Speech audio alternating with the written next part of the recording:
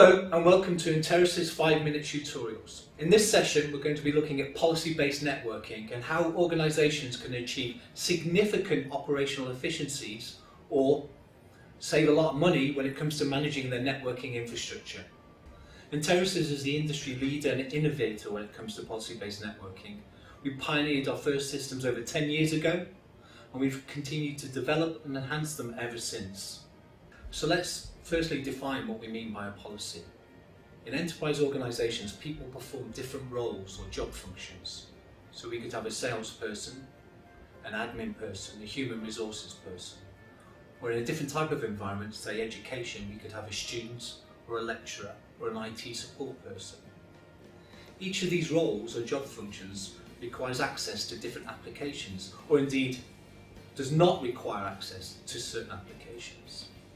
Using a graphical user interface called Policy Manager, we can create these individual roles and then apply services to those roles, the services being the applications they are required to use. So, the services could be things like HTML or access to the internet, or access to SNMP, the Simple Network Management Protocol, or any different type of application. And then each service is associated with a number of rules which allow or deny access to those services themselves. The Policy Manager allows us to apply services and rules to the individual roles themselves with simple drag and drop capabilities. So what does this mean? Well, in essence, we can configure an entire network and apply appropriate policies and rules to individuals or indeed devices like a voice over IP phone with just 1 or 2 clicks of a mouse.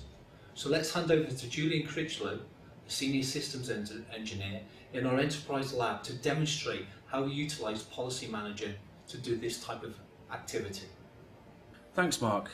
In this demonstration we have some Enterasys policy-enabled networking switches and Policy Manager. In Policy Manager we have a predetermined series of roles that match the acceptable use policy of the enterprise. The first role, Administrator, allows full access to the network with a quality of service setting of 4. Another role we have is Enterprise User. This is a typical role that an organisation would deploy to the majority of its workforce. It has a lower quality of service setting than Administrator and also includes services that actually control the traffic this type of user is allowed to inject into the network infrastructure. The services we apply to the Enterprise User role can be seen here.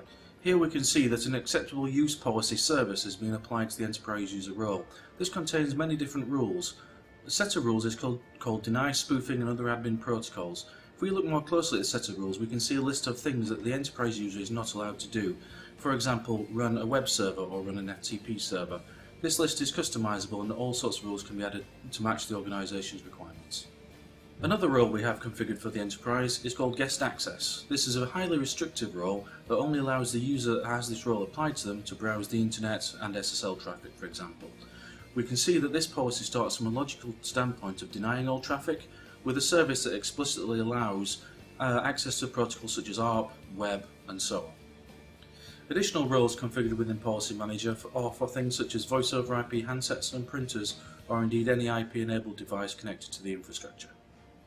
Here we can see the 2 policy-enabled switches we have managed in Policy Manager. We click on the first switch, we can drop down and see a logical representation of the front panel switch ports. Currently we can see that switch port 2 is currently set as a static administrator policy. The client PC that we are going to apply a static policy to is plugged into switch port 5. We will apply an enterprise user policy, and as we can now see on the client PC, when this client tries to use the telnet application, as this protocol is blocked by the enterprise user policy, the telnet fails. We will now apply the static administrator policy to switch port 5, and as you can now see on the client, when we try to run the telnet application, it is now successful. Lastly, we will apply the secure guest access policy to this port, and as we can now see, the client PC's pings to the network stop, but they can still browse the web. Policies can also be applied to users and devices by a process of authentication. Here we can see this PC logging on with the admin account. This generates the administrator policy to be applied dynamically to this switch port. And as we can see, the administrator has full access to the network and is allowed to run the telnet application. Here inside the Policy Manager application, we can track which users have authenticated to the network and the policy currently applied to them. Here we can see that on switch port 5, the administrator policy is applied and the user that has that policy applied to them is the UK RTC admin user. On the client PC, we will now log in with the sales account. This account has been mapped to the enterprise user role. As we can see, we have access to the network, but because the enterprise user role blocks Telnet, the Telnet application fails. Here we can see inside the Policy Manager application, the port usage on port 5 has changed from administrator to enterprise user, and the user account currently logged in on that switch port is the UKRTC/sales. Fantastic, thanks Julian.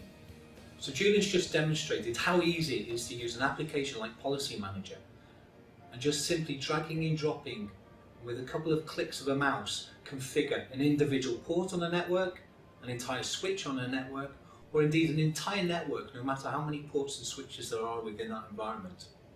Compare that with trying to do the same thing with another network vendor's hardware.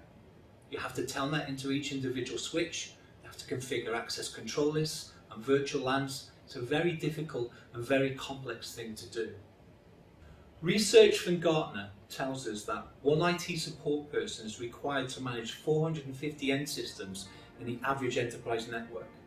With an Enterasys policy-based networking architecture, we increase that capability tenfold. One IT support person to manage 4,500 devices. That can deliver some significant operational efficiencies and save you a huge amount of money. In our next policy-based networking session, we're going to see just how easy it is to utilize Enterasys switching hardware and policy-based management tools to configure a network to roll out a voice over IP implementation. For more information on this and any other tutorials, please go to the Enterasys website, www.enterasys.com. Thank you.